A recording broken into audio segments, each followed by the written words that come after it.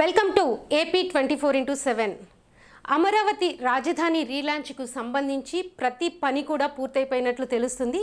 దీనికోసం AP CM Chandrababu Naidu ప్రధాని పర్యటన కోసం సభ కోసం ఏర్పాట్లన్నింటినీ కూడా ఆయనే స్వయంగా పర్యవేక్షిస్తున్నారు, అడిగి తెలుసుకుంటున్నారు అధికారులతో. ఎప్పటికప్పుడు ఆరా తీస్తున్నట్లు మనకున్న సమాచారం. అయితే ప్రధాని టూర్ ఏర్పాట్లకి ఫినిషింగ్ టచ్ ఇప్పుడు ఇస్తున్నారు. ఎందుకంటే 2వ తేదీనే ప్రారంభోత్సవం కాబట్టి. అలానే అమరావతిలో ప్రారంభోత్సవం రోజున 49,040 కోట్ల రూపాయల పనులకి సంబంధించి ప్రధాని శంకుస్థాపన చేస్తారు. అలానే హైకోర్టు, సెక్రటేరియట్, అసెంబ్లీ భవనాలు, ఎమ్మెల్యేలు, మంత్రులు, ఆల్ ఇండియా సర్వీసెస్ అధికారులు, న్యాయమూర్తుల నివాస సముదాయాలకు సంబంధించిన శంకుస్థాపనలు కూడా వర్చువల్లో చేయనున్నారు ప్రధానమంత్రి. అలానే డిఆర్డీఓ, డిపిఐఐటి, ఎన్హెచ్ఏఐ, రైల్వే శాఖల్లో కూడా దాదాపు 57,962 కోట్ల ప్రాజెక్టులకు కూడా శంకుస్థాపనలు, ప్రారంభోత్సవాలు చేస్తారు ప్రధానమంత్రి.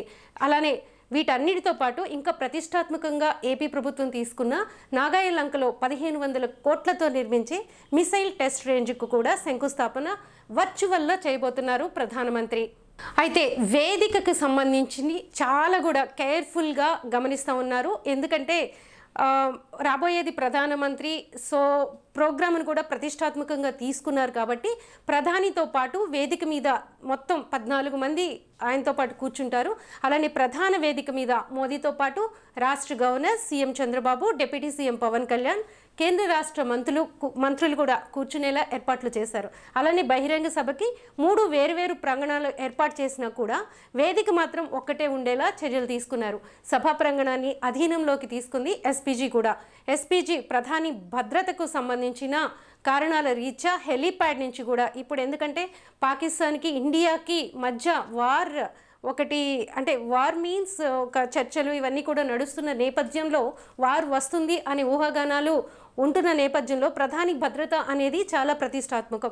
సో ఏపీలో కూడా ఇప్పుడు ఆయన వస్తున్న ప్రారంభోత్సవానికి ఎస్పీజీ చాలా కీలకంగా చర్యలు తీసుకుంటుంది. హెలీప్యాడ్ నుంచే, కారులో నుంచే ఆయన అభివాదం చేస్తూ వేదిక చేరుకుంటారు మోదీ. అలానే వేదిక ఎదురుగా అమరావతి రైతులకు కూడా ప్రత్యేకమైన గ్యాలరీ ఏర్పాటు చేశారు. ఎందుకంటే అమరావతి రైతుల ఉద్యమంతోనే ఈరోజు మళ్ళీ చంద్రబాబు నాయుడు అధికారంలోకి వచ్చారనేది తెలుస్తుంది. అందుకే అమరావతి రైతులకి ప్రత్యేకంగా ఒక గ్యాలరీని కూడా ఏర్పాటు చేశారు.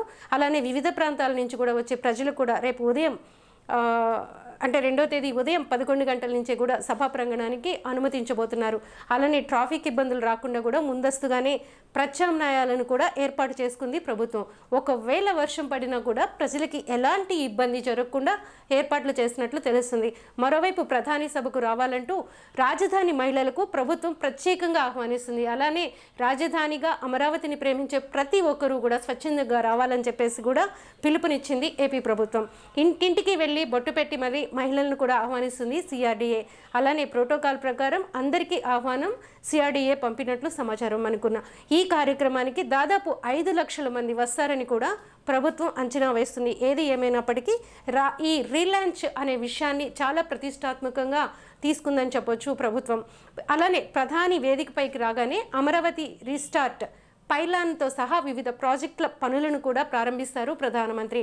అమరావతిలో ఉన్న మొదటి లెటర్ ఏదైతే ఉందో ఈ ఏ అక్షరంతోనే పైలాన్ని నిర్మించారు ఆల్రెడీ.